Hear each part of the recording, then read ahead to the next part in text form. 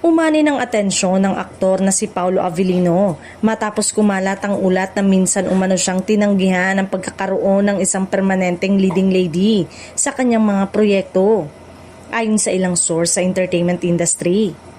Ayon sa lumalabas na payag noon, mas pinili umano ni Paulo na wag malimitahan sa iisang love team upang mas mapalawak pa ang kanyang kakayanan bilang aktor. Para sa kanya, mahalaga ang pagiging versatile at ang pagkakaroon ng trabaho sa iba't ibang artista. Ibinahagi rin umano ng aktor sa ilang panayam na nais niyang mas makilala sa husay sa pag-arte kaysa sa pagiging bahagi lamang ng isang tambalang pangromansa. Isa ito sa mga dahilan kung bakit naging maingat siya sa pagpili sa kanyang mga proyekto. Sa kabila nito, hindi lingid sa publiko na naging matagumpay ang ilan sa kanyang mga naging tambalan sa telebisyon at pelikula.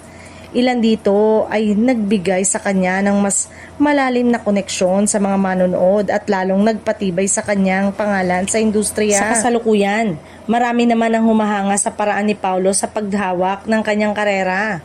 Para sa kanyang supporters, patunay ito na mas inuuna niya ang kalidad ng kanyang trabaho kaysa sa pagsabay lamang ng uso sa showbiz.